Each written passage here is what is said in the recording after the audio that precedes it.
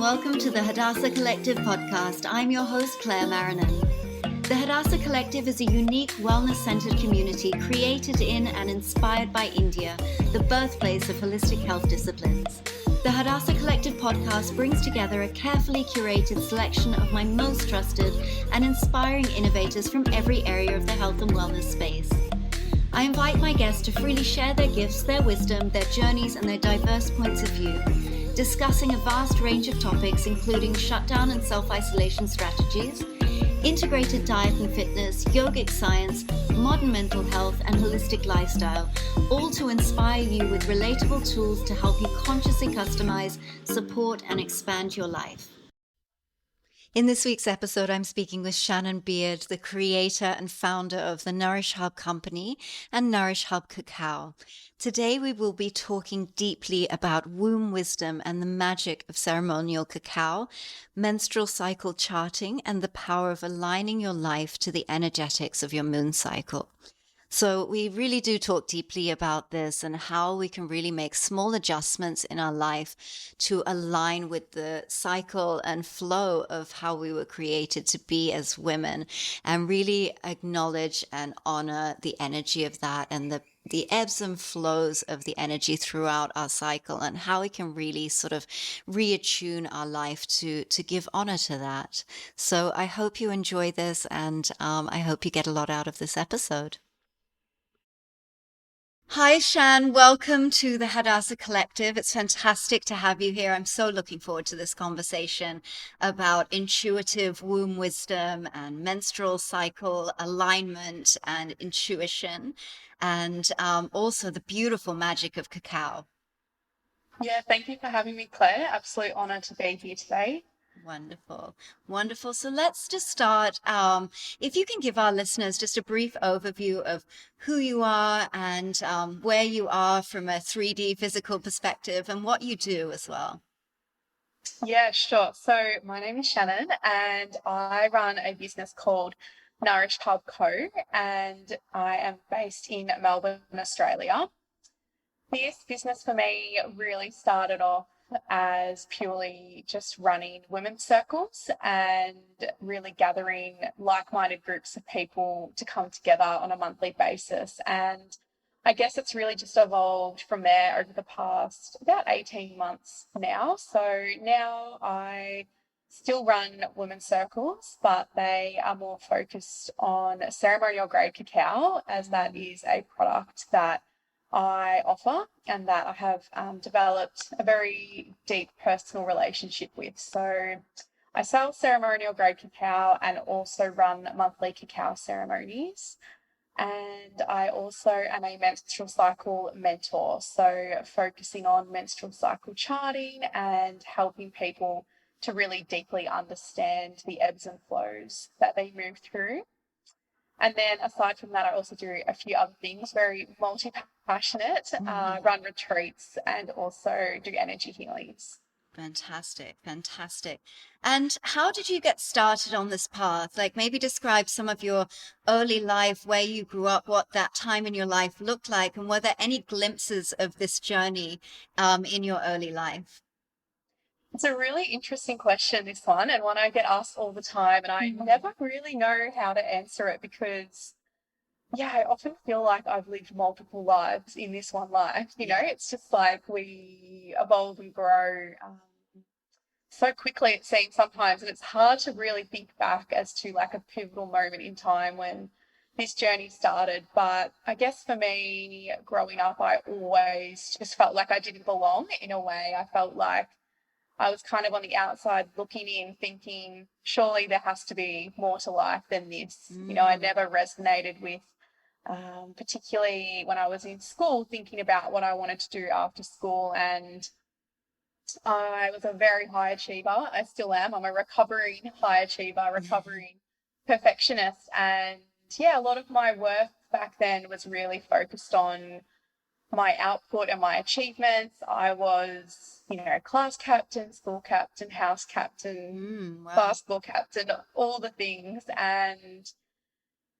yeah, it just, I guess I was just sitting there thinking, like, there's got to be more to life than this. I could never see myself doing the same thing for the rest of my life. And I was always exploring and trying to understand the meaning of life and, Yeah. what is my purpose? What am I actually here to do? And I don't know if I'll ever completely and entirely discover or understand that. But yeah, I guess that's where it started. Like, I just always was very curious and open minded from a young age. And, like I mentioned, felt like I didn't really fit in. I Mm. always had friends, but, just felt like they were always on a bit of a surface level connection. Mm. And the one moment I can really think back to is when I did a meditation course. I was a participant in a meditation course when I was about 17, and it was the first time I'd ever meditated or been around like-minded people. I finally felt understood and accepted, and Mm. that was, I guess, really my opening to this world. Yeah. Yeah, and from there, I guess with my business, I just created what I had craved at an earlier age. I felt so alone and like I had no like-minded connections. So I thought, well, why don't I just create that? And I thought there's got to be other people out there like me who also don't feel like they belong. So that's where starting the women's circles began. Beautiful. And yeah, it just evolved from there. Wow, beautiful. And I mean, I think that that's one of the key things in this age now is really like I always think about that as well in terms of the Hadassah Collective and the guests that we have on. I kind of think about to my younger self, like what did she need? Like what did she want? What did she crave? And I think that that's like a highest level of like authentic service. And rather than trying to create things to meet the needs of others, it's really like serving that previous version of self. And I think that that brings through a lot of authenticity in our work. So that's so beautiful. And what are the things that you have had to overcome to get where you are to create the beautiful containers that you have? Have you had any difficult moments, dark nights of the soul that were really pivotal for you? I think for me, overall, like I briefly touched on in the last question, Mm. I am still, I guess, recovering about 2 years later from burnout, from being overworked, from really being in a masculine environment Yeah. and being completely out of touch with myself and my needs and my desires. So I think for me, I had a lot of health issues a couple of years ago that I'm still, I'm a lot better than what I was a couple of years Mm. ago, but still really working on it to this day. And that manifested for me firstly in the form of chronic fatigue, and I still am, treating my adrenals from that corporate Yeah. sector, that, real hustle environment that I just could not even imagine going back to now. So, yeah, the chronic fatigue, the adrenal burnout, and then for me personally, with my hormones, really struggling with irregular cycles, PCOS, a whole bunch of things going on there that Yeah. I totally believe manifested from me being completely out of touch with my more feminine side and my feminine energies, and just really not listening to myself, I guess, Mm. like tending to the needs of others and constantly giving from an empty cup. So I think for me, that would be the main thing, really learning how to embrace rest and Mm. embrace pleasure and choose to really unsubscribe from that hustle culture. And yeah, like I mentioned earlier, not attach my worth to my output or Yeah. the titles that I had obtained. Yeah, absolutely. And were there any sort of specific modalities that helped you navigate and sort of decondition out of that very masculine corporate environment? Yeah, for sure. So the first modality that I really explored was Reiki healing. I found Mm. that that just helped me so, so much. Reiki healing amongst with other forms of energy healing, intertwined, like esoteric acupuncture. And then from a physical point of view, I discovered traditional Chinese medicine, which still to this day is like my number one favorite modality. And I actually studied it for about a year. But yeah, I just have so much love for traditional Chinese medicine. Helped me so much with my health, and also from an energetic point of view, I Yeah. think it's a modality that really looks at mind, body, and soul. So that was really helpful. And then I started to develop a really, really intimate relationship with ceremonial grade cacao, which was just profound for me. And I didn't really share much of that journey for probably the first year, where I was, drinking ceremonial grade cacao on a daily basis at that point. I just found it was a really sacred personal journey that I was diving into with this plant medicine, and it really allowed me to move emotions that had been stuck for probably years, and it really allowed me to get back into my heart, out of my head. And I just found it the most grounding form of medicine for me. So yeah, that alongside my menstrual cycle awareness practice, those two are something I've been really developing for years now. How interesting. Yeah, cacao is such an interesting thing for me because I always sort of like I'd been to a couple of cacao ceremonies and I loved it. Like I love the vibe and it's very me. But I was kind of I saw it as sort of this like nice thing to do or this feel good wellness practice, which I totally think is fine as well. But when I started exploring it and I couldn't go to any of these cacao ceremonies, they weren't available to me, but I wanted it for myself. The intuition that opened up after these doing these personal ceremonies just with myself was just beyond. It was incredible and incredibly profound. The shift was amazing. So then I started going, okay, this isn't just a like yummy hot chocolate and feels good to hang out with, like, in a moon circle with lots of women or what have you. There is actually really something to this sacred plant medicine. So I really had that profound shift as well. And Yeah, that's amazing. and what is one of the highlights on this journey? Like a particular high, it doesn't actually have to be a particular highlight, but just something that you sort of took a step back and said, "Wow, I can't believe that I'm here. Like I never thought that I'd be here, and I'm really proud, and it's bringing you a lot of joy." Is there anything that's like that stands out? Yeah, I was having to think about this one. And again, I think there's no real pivotal points, because I like to try and approach life overall as ceremony and as a Yeah. celebration. And honestly, like even to this day, I still cannot believe that I'm doing what I'm doing and that I'm Mm, living the life that I'm living. And I think for me, it's more about celebrating my courage and celebrating the fact that I was brave enough to take some really big leaps and go against the grain of what other people wanted me to do. I think yeah. one pivotal moment was like when I quit my last corporate job, which was in Feb of 2019. So not even that long ago. It feels like, as I said, a lifetime ago. But I remember everyone saying to me, you're on this amazing salary. You've got the next 5 years laid out for you. You're so young. You've got so many opportunities ahead of you. Why would you give it all up? And at the end of the Mm, day, it's like,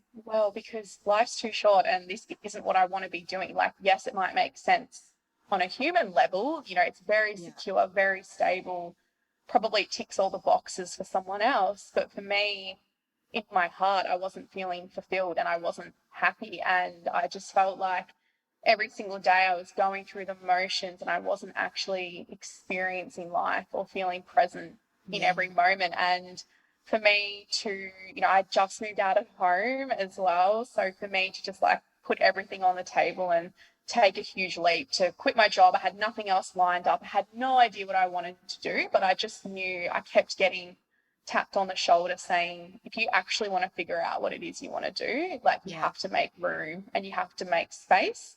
And I knew that making space meant I had to leave that job. And I never say to people, you have to take a huge leap of faith. Yeah. Absolutely not. But for me, that's what was true. And yeah, it was just the bravest thing I think I've done up until this point of time. And it absolutely paid off, because I look back now and just think, I can't believe I ever did that. Yeah. It's just wild. Wow. Wow. And it is amazing. Like, hats off to you, because that is a really brave move. And how did you conquer those moments of self-doubt? Because there must have been some along the way going, I have this amazing job that a lot of people would really want, that's going to set me up for my entire life, quote unquote. But, you know, you must have sort of thought, am I crazy? Am I self-sabotaging? Am I doing the wrong thing? And how did you conquer those moments of self-doubt to be able to just align with what you knew was true for you? Mm. I think for me, like, self-doubt is a very interesting thing, because it's still something that pops up almost, every single week. And if it's not popping up for you, you're probably not pushing yourself out of your comfort zone enough. And that's not to say that self-doubt is a good thing, because the inner critic can be, a really mean part of ourselves. But I think for me, self-doubt is still something that I really play with. I'm like, okay, is this fear actually like true, or is it just because I'm stepping out of my comfort zone that I'm feeling a little bit on edge and a little bit like people are going to judge me? And I think with self-doubt, one tool I really implement a lot, and it sounds so basic, but it's really helpful for me, is reflection. I am so hard on myself, and often if I just sit down and I think, like, what have I actually been through in the past month or the past 6 months, and what have I created? Who have I helped? Like, who have I impacted? And for me, reflection is such a powerful tool, because it really quietens that inner critic and that self-doubt, and reminds me just how far I've come. Like, even sometimes I'll look back on journal entries from a year ago and I'll think, who was that person? Like, that just seems like, again, a different lifetime. And it just reminds me of how far I've come. And each day I feel like I'm becoming to know myself better and on a deeper level. So for me, reflection, as I said, it seems like a really simple, basic tool. It's not like super profound, but it just works wonders for me. Okay, amazing, amazing. And let's touch on the corporate environment a little bit, and let's speak to that space, because I think it's something that a lot of people can relate to, because we're so conditioned in this world to work in that way. So if you can speak to that a little bit, and what really stood out to you that was just not aligned with you, to be able to make such a drastic shift out of that. Yeah, for sure. And like, I just want to preface by saying I have nothing against corporate jobs or like 9 to 5s. Like, if that's what serves you, like my partner, for example, is still like in a corporate job, and he probably will be for the rest of his life, but he thrives in that environment. Yeah. He loves it. But I think the most important thing here is that he's doing something that he absolutely loves. And he wakes up every day and he's really empowered and passionate about his job. So I have absolutely nothing against that environment. It's just really checking in and seeing what's working for you. So, yeah, for me, on a personal level, that environment just did not work for me. Firstly, because I am super multi-passionate. If anybody knows human design, I'm a manifesting generator. Like, there's absolutely no way I could even imagine working on the same thing for the rest of my life. That's honestly my biggest fear in life, like having a boring, mediocre life where I'm just doing the same thing over and over. So yeah, a Manny Gen's like worst nightmare. I was going to ask you if you were a manifesting generator actually before. Totally manifesting living generator that. and a Virgo sun, so like very intense. I didn't know that back then, but now it makes a lot of sense. Like, now I'm actually able to look back and connect a lot of dots as to why I felt the way I did. So yeah, I think for me, something I've really realised is that whilst I am super lit up by the work I do and super lit up by, like the people I help, for me, the main purpose of life is actually life itself. Yeah. Like enjoying life, creating connections, creating moments with my family that, like, those are the things I'm going to remember at the end of my life. Yes, I'm going to remember the impact I created, but I wanted to spend more time in my life. And for me, the corporate environment just did not support that. I was working from 8:30 till 5:30 with, an hour and 15 minutes of travel either side. So it was pretty much my whole day. I had no time when I came home. I had no time in the morning. It wasn't supporting my multi-passionate personality, and it wasn't supporting my real desire to create experiences in my life. So that was the first thing. And I guess the second thing was really focused from a physical perspective on my health, like this, what I'm now so passionate about with the menstrual cycle. And even if you don't have a menstrual cycle, we have the moon, which goes through a 28, 29-day cycle. And we are just so out of touch with our innate cycles that live within us, whether it's the moon or the menstrual cycle. But for me, I wasn't really having a menstrual cycle when I was working in the corporate world. And I definitely, credit that to just doing the same thing, like day in, day out, day in, day out. And it was just, there was no rest periods, it was just like hustle, hustle, hustle, hustle, hustle. Whereas now I really work with my ebbs and flows, and I know when my energy is at its peak and when my energy is at its lowest. And I listen to that as much as possible and revolve my output levels based on that. So there are a lot of things. There are a lot of things with the corporate life that just, really did not resonate with me. And I had some amazing jobs, like at a very, very young age, that I'm super grateful for. I learned some incredible things and met some great people, but just not for me. I could never imagine going back now. Yeah, that kind of structure just wasn't, it wasn't even good for your physical health. It was affecting you in that way. And, it's interesting because I sort of look around me and I see with a lot of other women that I know that there is really a rise in, these kind of illnesses, PCOS, PMDD, endometriosis. These are such common illnesses, and I'm wondering if there is a correlation between us. It's opened up for women to be able to be in the workplace, and that's incredible. People have fought for us to be able to have those opportunities, but are these sicknesses coming around because we are attempting to force our feminine aspects into a masculine structured workday, and what would you say to someone who is, who is feeling this, who is really resonating with this, and is how do they sort of move through this and maybe move out of it? Not necessarily leaving their job, but just being able to honor more their feminine cycles. Maybe if you can give us an overview of the different aspects of the cycle and the different energies around that, and then we can look at deconditioning that space. Yeah, absolutely. Yeah. So firstly, just touching on what you said, I think absolutely it is my number one belief, and like something I feel so strongly about, that there is a direct correlation and a direct relationship between our menstrual cycle, so like our physical health, and also how we're living and showing up in the world. And I think it's a component of health that is not spoken about enough. We speak about, certain foods and chemicals that can cause these imbalances in the body, which is amazing and absolutely needs to be spoken about. But we're not really talking about things like suppression of our emotions and not being in touch with our feminine side, and then how that can actually manifest as disease or, an imbalance in the body. So yeah, absolutely. I believe that.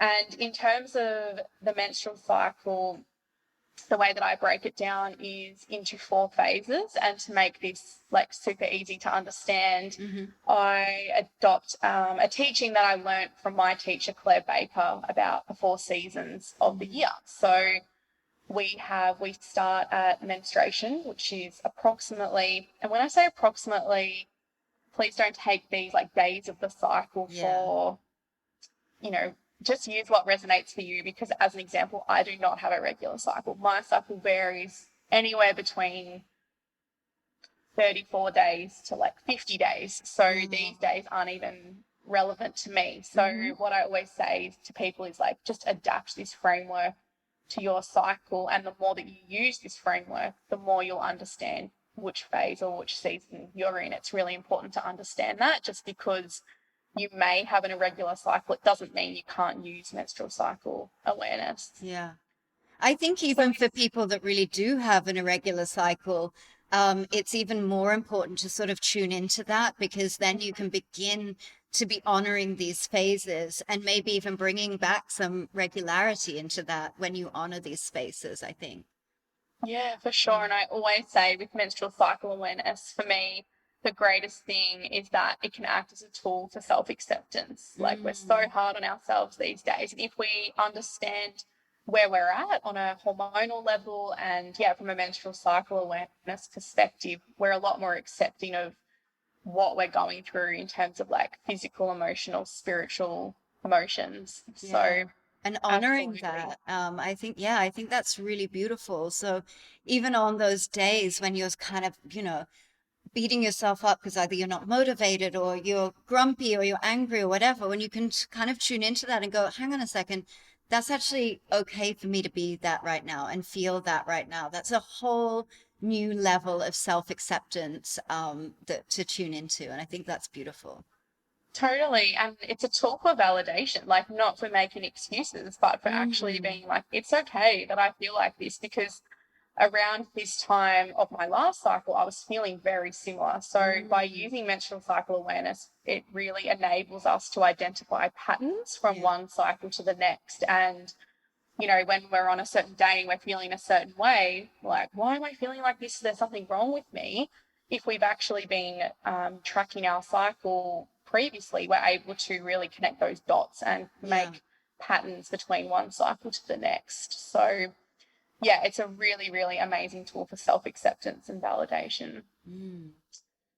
So, yeah, going over the menstrual cycle now, I break it down into 4 phases and the 4 seasons of the year. So, I generally start at menstruation, which is the bleed phase of the menstrual cycle. So, day 1 is counted as the first day when you're full bleeding. So, not spotting or like a little bit of blood. Day 1 is when that full menstrual blood comes through.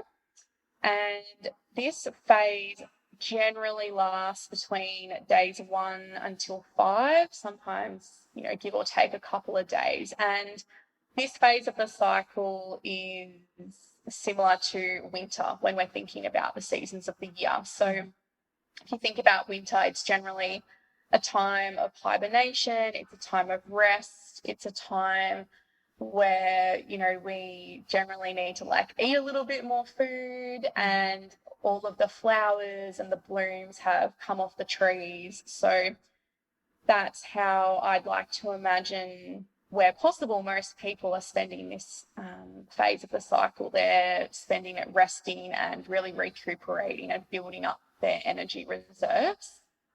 And then after that, we move to the pre-ovulation phase, which I attribute to spring. So if you think about spring in the physical sense, the flowers are starting to bloom, they're starting to come back out into the world. There's this like fresh, playful energy arising, and that can be similar to what we experience after the bleed. We start to maybe want to socialize a little bit more, we gain a little bit more energy, a little bit more confidence. And again, like, it's really important for me to say that this is not going to be everybody's experience, because everybody experiences like different symptoms or versions of the menstrual cycle, but this is just like a general overview. So that's spring. And then after that, we move into summer, which is the ovulation phase. So this is normally around mid-cycle. For a regular cycle, ovulation normally occurs on day 14. So we have the period, and then 2 weeks later, we have ovulation. And summer, again, in a physical sense, is when everything is in full bloom. The flowers are in full bloom. It's warm, there's that really fun energy around, everybody's like out and about and socializing, and normally this is what we can feel around ovulation. It's when our libido is generally highest, our energy is at its peak, our motivation to like output and create, and we have a lot of energy that we can give because our reserves are at their highest point. And then after ovulation, we go into the premenstrual phase. So this is similar to autumn with the 4 seasons of the year. And if you think about autumn, it sounds a little bit morbid, but if you think about, the leaves are starting to fall off the trees and things are starting to decay or fall away or die. And that's similar to us. We've had this beautiful burst of energy and then we're getting ready to retreat again, to hibernate, to rest. And this can be quite a tough time for a lot of people. It can be a time where, PMS is really high, but with every phase of the cycle, there's menstrual joys and menstrual shadows. And that's really what I like to focus on is, well, how can we actually learn to harness our powers and our joys, and how can we learn to become more aware of the potential vulnerabilities and shadows that we may experience, because that's where this greater awareness and self-acceptance comes in. Yeah, interesting. And for someone who's just listening to this but really resonates with this and would like to start sort of stepping into this, what would you suggest their first steps be? Yeah, because it can be quite overwhelming. So I think it's really important to just start slow and go from there. And the one practice I always offer to people who want to get started and want to get to know their cycle on a more deeper level is cycle charting or cycle journaling. So if you have no idea what day you're on or where you're at in your cycle, just wait until your next period, until your next bleed, and note that down as day one. And, you can write it down in a journal, you can write it in your calendar, you can do it on an app in your phone. There's plenty of free apps, whatever works for you. And when you write the cycle day down, note down anything that you feel in that day, physical symptoms, mental, emotional, spiritual. I normally like to focus on those planes, and just do that for each day if you can. It'll take total of about 1 to 2 minutes, just literal dot points. Some days you might find you need to, write more, but there's no right or wrong here. It's just knowing what day you're on and what you're feeling, and that is a really great place to start. And if you haven't had a period for a really, really long time, if you don't menstruate at all, or if you're pregnant, for example, you can actually follow the moons, so the moon cycles. And again, there's no right or wrong here, but when there is the next new moon, so you can just look this up on the internet, really easy to find. You can note that down as day one, because if you think about the new moon, it's when the moon is at its darkest point, and we can relate that to winter or menstruation for the cycle. So I think just noting down which cycle day you're on and anything that you're experiencing is a really great place to start. Yeah, very interesting. Very interesting. And how do you work with this in terms of intuition? How do you recommend leaning into that? Because I found that is the gift of this actually, is that it really sort of once you start honoring how you're feeling in your body and observing how am I actually feeling, rather than being like, I should be feeling this. When you're actually honoring what you are feeling, whether it be physically, emotionally, spiritually connected, etc., I think that just opens up this channel of intuition. And so how do you feel leaning into what is the best practice leaning into this outside of the journaling?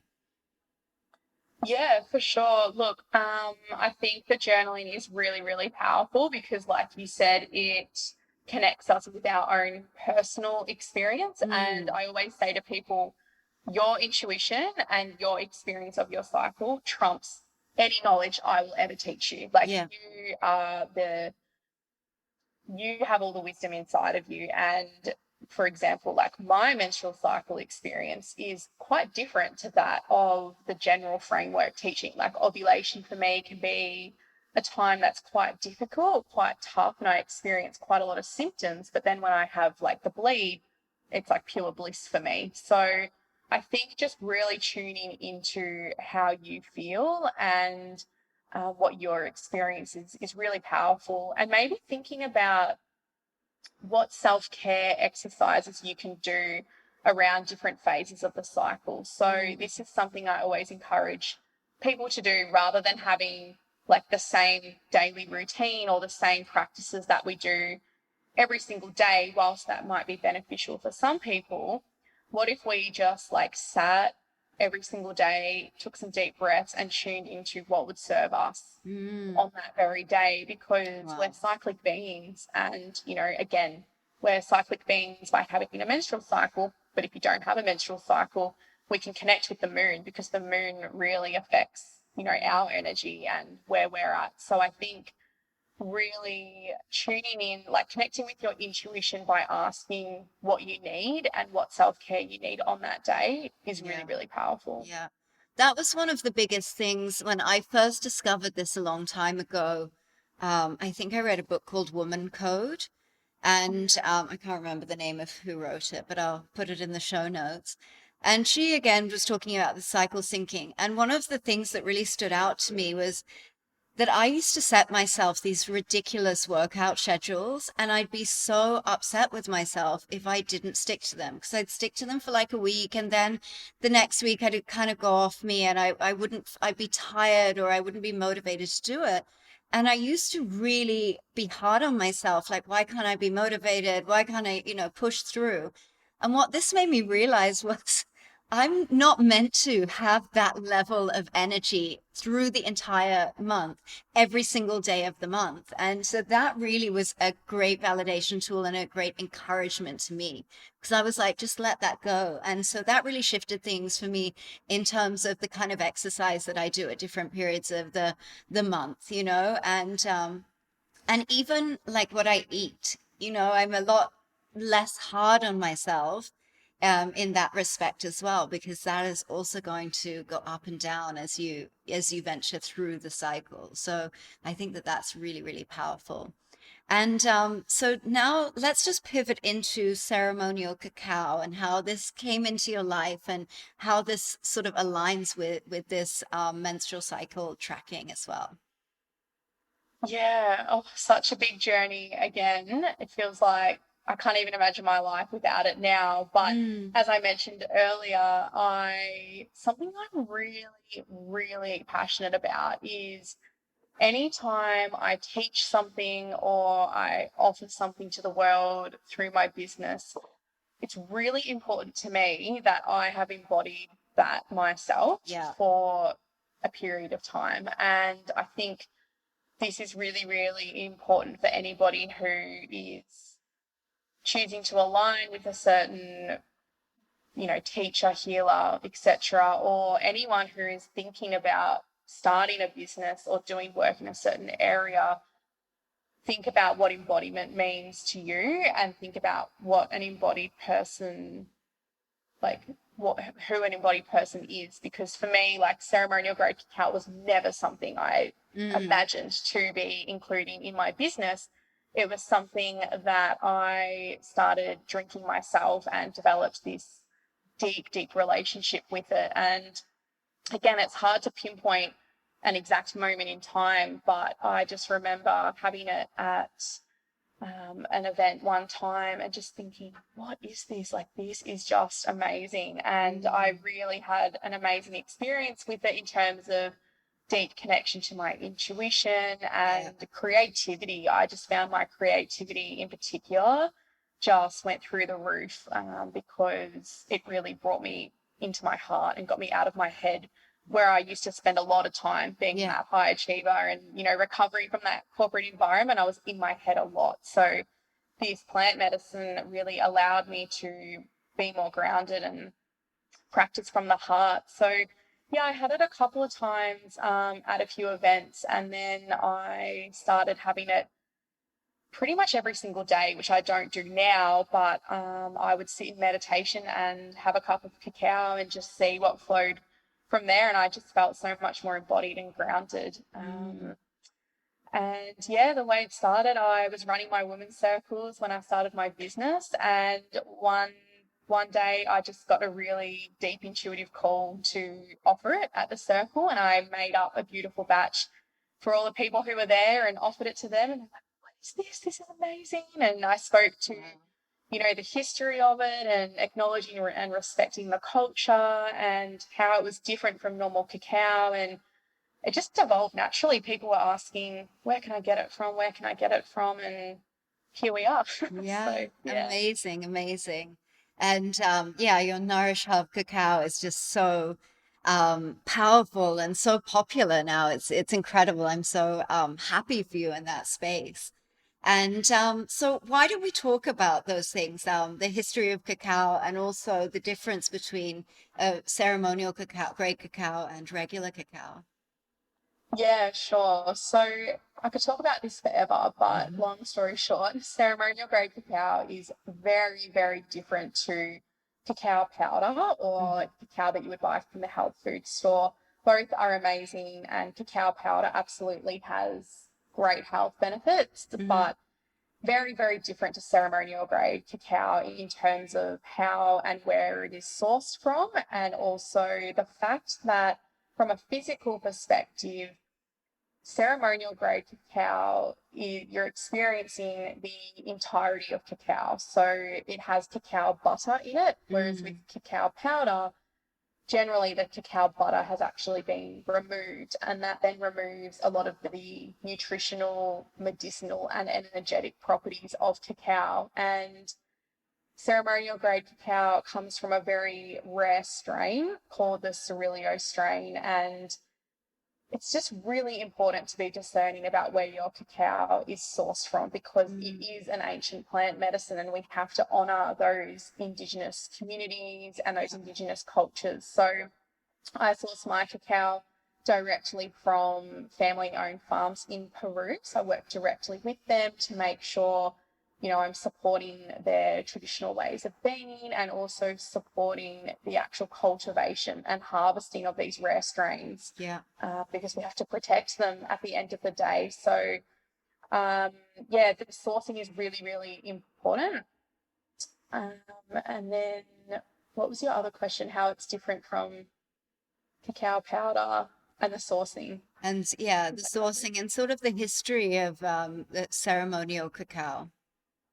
Yeah, so it's been used as a plant medicine for thousands of years by Mayan cultures. And yeah, it's just really, really important to acknowledge this, to acknowledge Yeah. that it's not just some raw health food, that's like a trendy word. It's Yeah. really been used as a sacred medicine for thousands of years. And this is why you have to be really discerning with where it's sourced from and how it's sourced. And, a lot of people will say to me, because it is a plant medicine, a lot of people will say, oh, well, am I going to, hallucinate or anything like that? And absolutely not. It's not that kind of plant medicine, but it is known as a medicine of the heart, and Yeah. for lots of different reasons, for, reasons that it's used in ceremony and that it really allows us to get back into our heart. But from a more, I guess, like scientific, physical perspective, one of the main chemicals in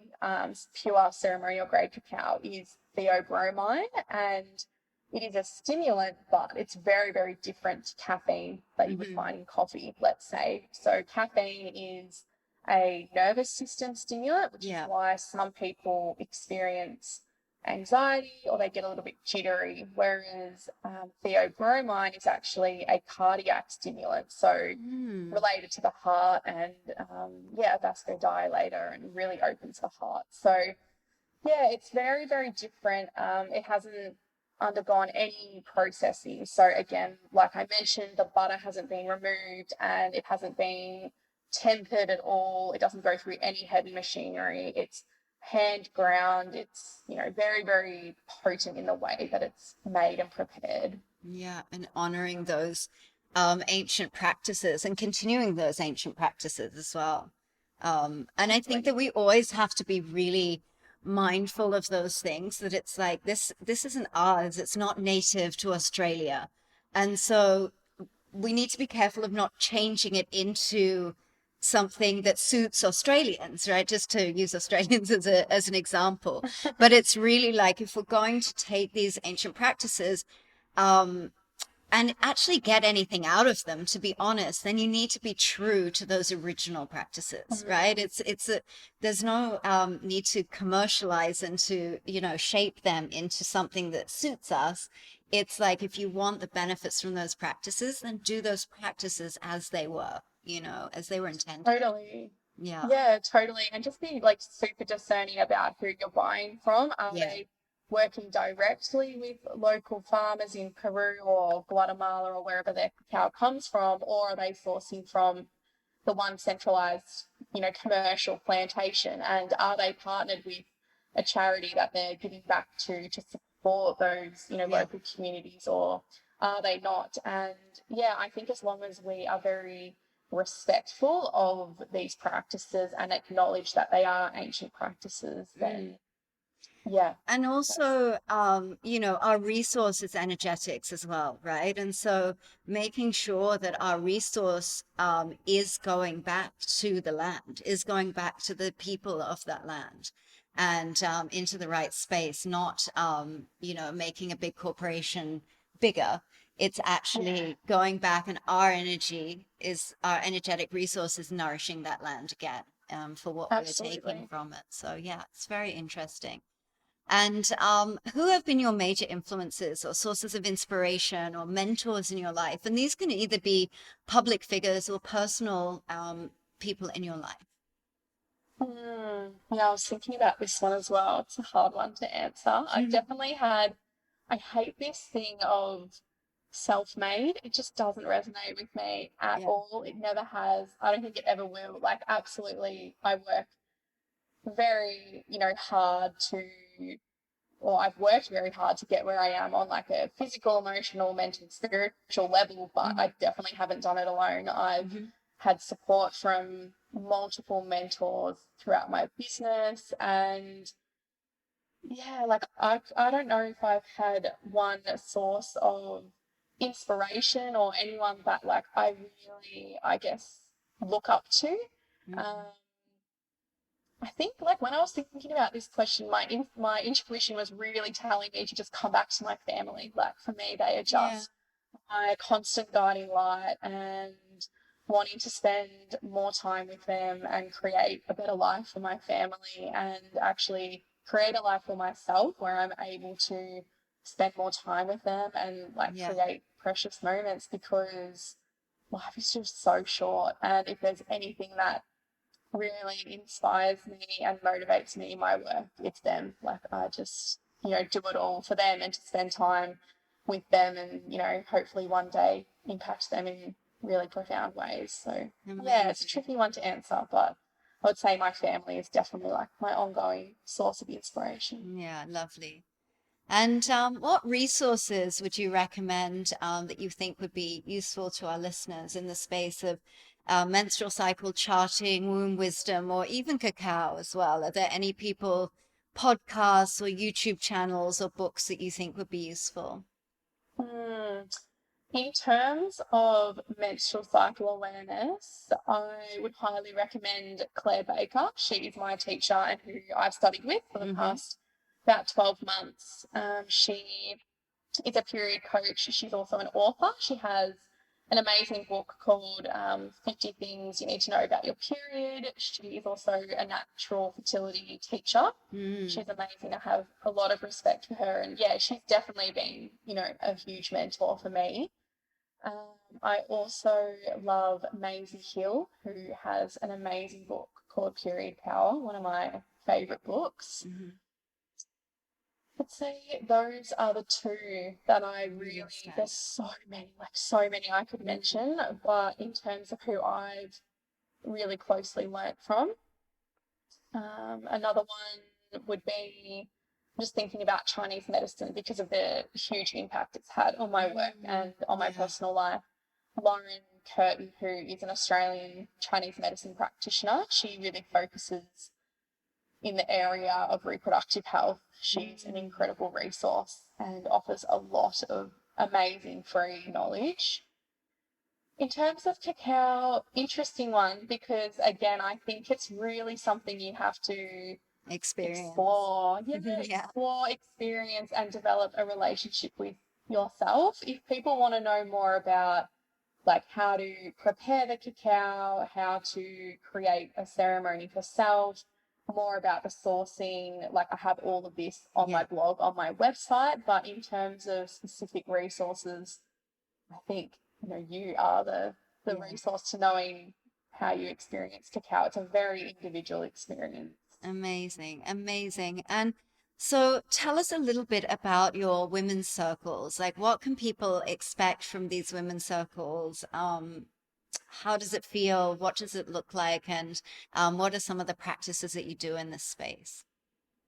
Yeah, so I try and run these. I run them in person, which I love, and also online to try and, you know, reach people who can't actually attend in person. But I try and revolve these around the moon cycles. So I'll always schedule them as close as possible to a full moon or a new moon, just depending on, you know, the energies of that month. And the first thing we always do is sit with cacao. So we will run through a guided meditation. I will get the guests to set an intention, because that's something I definitely should have mentioned in regards to ceremonial grade cacao.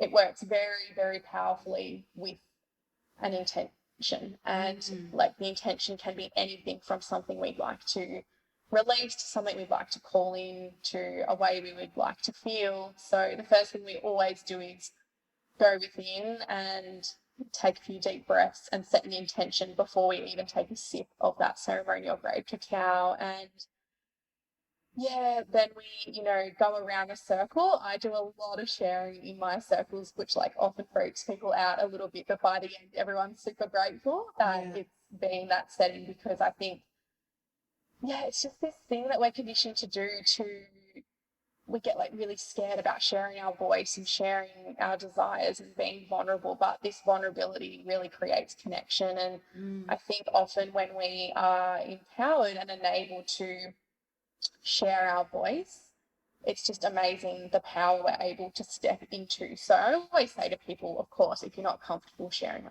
totally don't have to, but it's something I really encourage. We do a lot of connecting, a lot of sharing, go around the circle, share our intentions.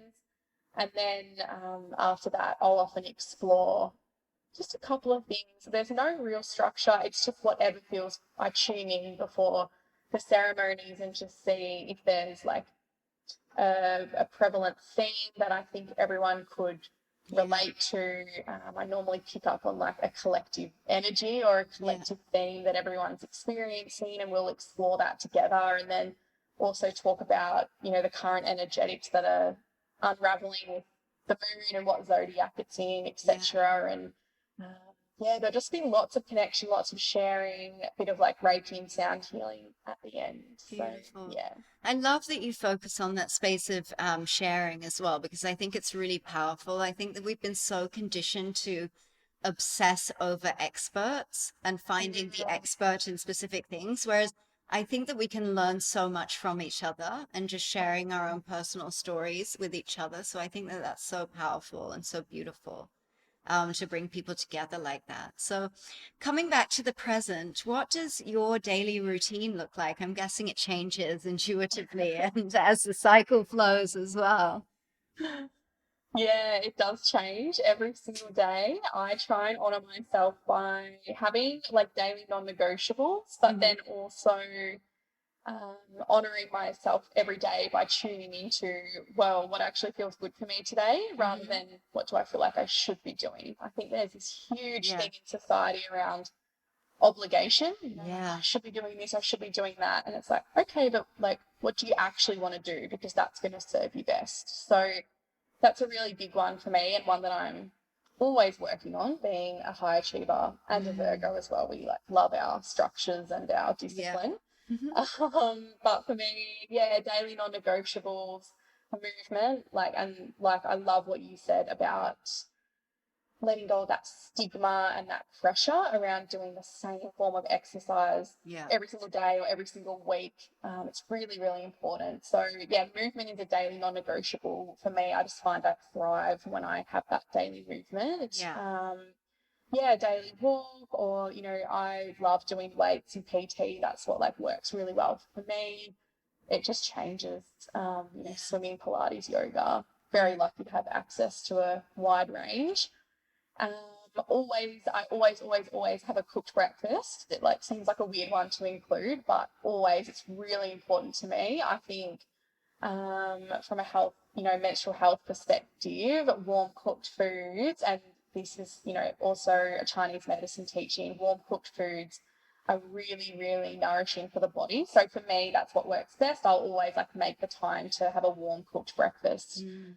Um, yeah, and then apart from that, it kind of just flows. I definitely used to be a lot more like disciplined and structured, but yeah, I think I've just let go of that in Yeah. the past year or so. Yeah, I'm with you on that as well. And it's just so much freedom. And it's so interesting because like I'm a Capricorn South Node, and so it feels like, I used to be really, really structured, but it was much more in a like forced or harsh way. Whereas I feel like I went through a period of time where I really consciously dropped those things.